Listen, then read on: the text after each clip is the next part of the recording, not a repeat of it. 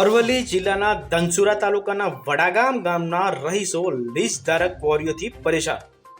બેફામ થઈ રહેલા બ્લાસ્ટિકથી મકાનોમાં તિરાડો થકી આર્થિક નુકસાન થતા બેહાલ બન્યા. પર્યાવરણ તેમજ આરોગ્યને નુકસાન છતાં તંત્ર ઘોર નિંદરમાં હોવાનો ગ્રામજનોનો આક્ષેપ. વારંવારની રજૂઆતો છતાં સરકાર કે તંત્ર કાને કેમ નથી લેતું, તેમજ મિલીભગત થકી ગ્રામજનોની આશંકાઓ થકી આક્ષેપ.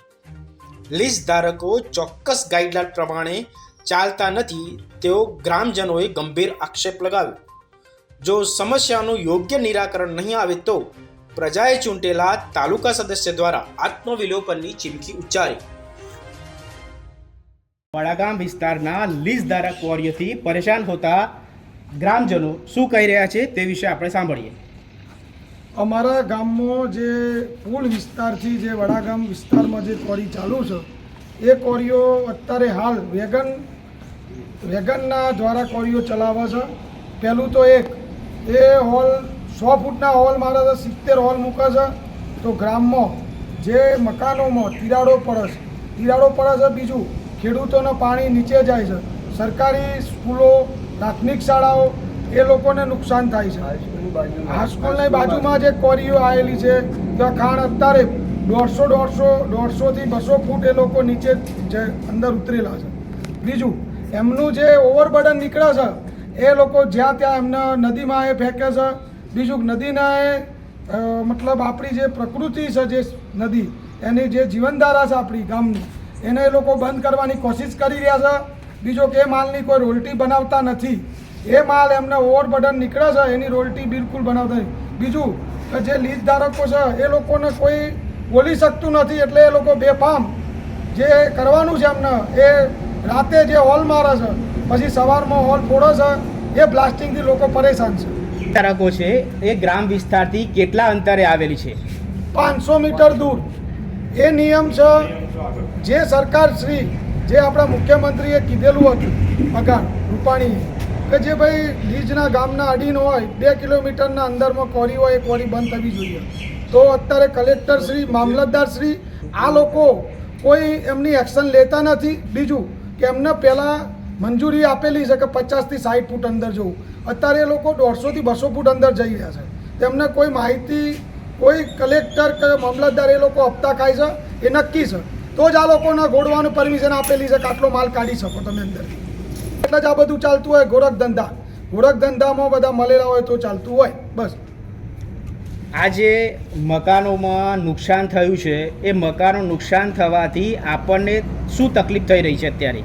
તકલીફ એટલે સાહેબ આમાં કેવું છે, 1 વાગ્યાનું જે બ્લાસ્ટિંગ થાય ને તો રોજ આપણે ભૂકંપ આવતો હોય ને એવું જ લાગે છે ઘરમાં. આપણે રોજ 6 ની તીવ્રતાનો ભૂકંપ રોજ ઘરમાં આવે છે, અને આપણે કેવું ભૂકંપ આવે ત્યારે ખબર નહીં પડે, કેમ કે રોજ ભૂકંપ આવે એટલે આપણને ખબર ના પડે. આપનું નામ જણાવજો. મારું નામ રાહુલભાઈ બાબુભાઈ પ્રજાપતિ. હું તાલુકા સદસ્ય છું, અપક્ષ ઉમેદવાર તરીકે ચૂંટાયેલો છું વડાગામ.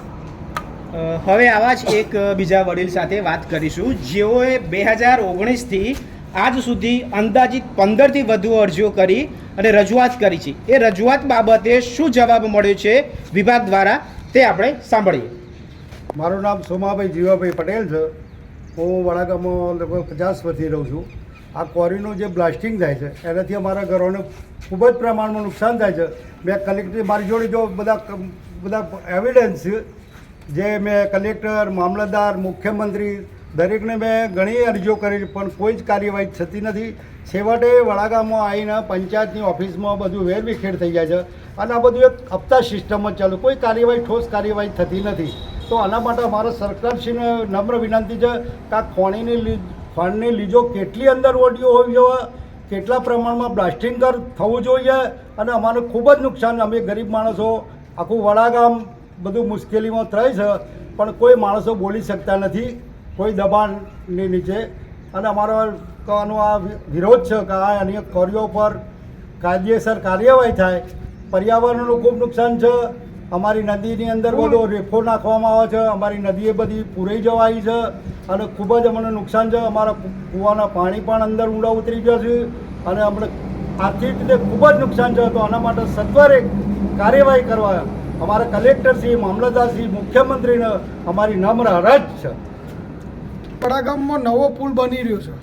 તે પુલને અત્યારે જે જોખમી છે એના બાજુમાં જ કોરી છે 150 મીટર. 150 મીટરમાં જ બ્લાસ્ટિંગ 150 ફૂટના અંદર 200 ફૂટના અંદર થાય છે. તે પુલ કેટલો ટકવાનો છે? પુલની ટકાઉ ખરી? એની કોઈ જવાબદારી ખરી? જ્યાં નાની થાય તે કોણ જવાબદાર? જવાબદાર કોણ રહેશે? બીજી આ જે અરજીઓ દાદા અરજીઓ આ બધી અરજીઓ આપેલી જ છે મેં. આપ જે વડીલ સાથે જે અરજીઓ જોઈ રહ્યા છો, જે સરકારને અરજીઓ કરીને જવાબ મળેલા છે, પણ જવાબ લેખિતમાં મળ્યા હોવા છતાં પણ હજુ સુધી સરકાર દ્વારા કોઈ પણ યોગ્ય કાર્યવાહી કરવામાં આવી નથી. હવે આપણે એવા જ એક યુવાન સાથે વાત કરીશું કે આ લીઝ ક્વોરી ધારક તરફથી જે બ્લાસ્ટિંગ થાય છે તેનાથી પર્યાવરણને અને માનવ જીવનને કેટલું નુકસાન થતું હશે. હલો, હવે આ જે મારા ઘરની તિરાડોનો હું વિડીયો મોકલ્યો છે, જે આ પ્લાસ્ટિકથી, અને બીજું કે મારા ઘરે જે ખેતરમાં કૂવો આવેલો છે બરાબર, તે કૂવામાં બી પ્લાસ્ટિકના લીધે અંદર પથ્થર પડતા રહે છે કૂવાના. આ મારા મકાનની તિરાડો બરાબર. વિડીયો બીજો એ આ તો ઓછો છે, પણ મારા ઘરમાં આવો તો ખબર પડે કે કેટલી તિરાડો છે. માનવ આરોગ્યને નુકસાન થતું હોય એવું આપ શું જણાવશો? હેલો, પર્યાવરણ તો નુકસાન બહુ બધું થાય છે. અને આજુબાજુ જે જમીન આવે, બાજુ કોરિયાની બાજુમાં જ મારી જમીન આવી ગઈ છે. જ્યારે બ્લાસ્ટિંગ થાય છે તો પથ્થર બધા જ કોરીના જે ઉડીને આવે છે એ બધા જ પથ્થર ખેતરમાં પડી જાય. એટલે વાવેતર હપુચું થતું નથી. બોલો. એક્સપોઝરનો મુદ્દો હવે વેગન પ્લાસ્ટિંગ વિશે બીજી જે માહિતી આપી હવે જુઓ, એક્સપોઝરનું મારું એવું કહેવું છે કે રોજનું એવા બિલ.